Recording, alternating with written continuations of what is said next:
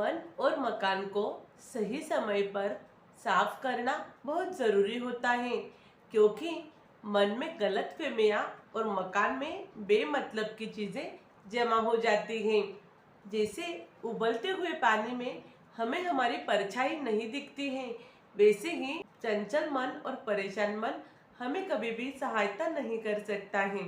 Hello friends, मैं हूँ मोना जैन और ज़िंदगी की सच्चाई यूट्यूब चैनल में आप सभी का तहे दिल से स्वागत है।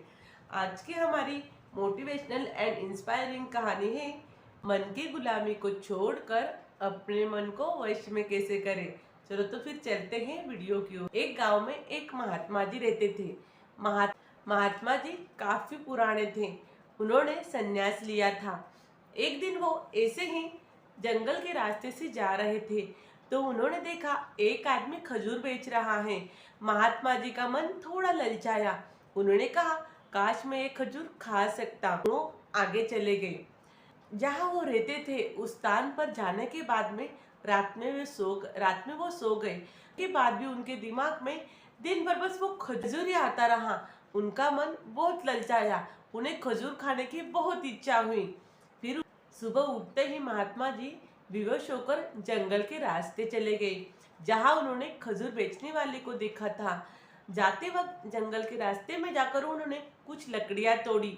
उन्होंने सोचा, लकड़ियाँ बेचकर कुछ पैसे आएंगे, उससे मैं खजूर खरीदूंगा। लकड़ियाँ तोड़ी, लकड़ियों की भार बनाई, पर तो कुछ हाथ में पकड़कर वो चले गए। लकड़ियों के भार उठाना काफी मुश्किल हो गया था, पर उन्होंने मन से कहा, अगर खजूर खाना है तो मेहनत तो करना पड़ेगा। फिर महात्मा जी आगे चले गए। उन्होंने खजूर वाले को देखा, फिर उसे कुछ पैसे देकर खजूर खरीद लिए।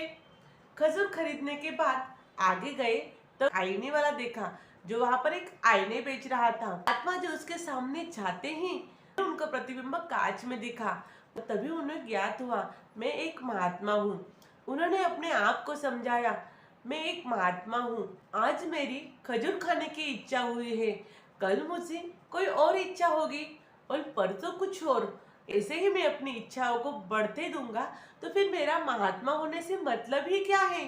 फिर उन्होंने, अगर मैं अच्छे विचारों से मन को वश में रखूं, मेरी वाणी शुद्ध होंगी, और अगर मैं वाणी को वश में रखूंगा तो मेरे कर्म बनेंगे, और अगर मैं कर्मों को वश में रखूंगा तो मेरी आदत बनेगी, और मैं अपनी आदतों को अपने मन को वश में रखूंगा तो मेरा चरित्र बनेगा।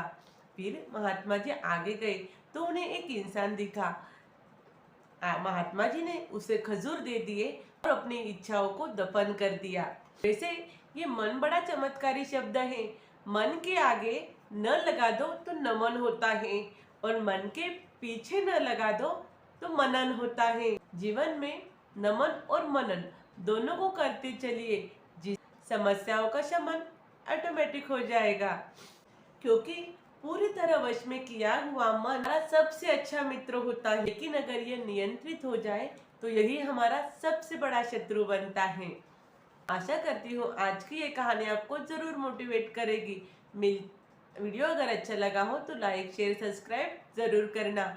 मिलते हैं अगले वीडियो में, तब तक के लिए स्टे हैप्पी, स्टे हेल्दी।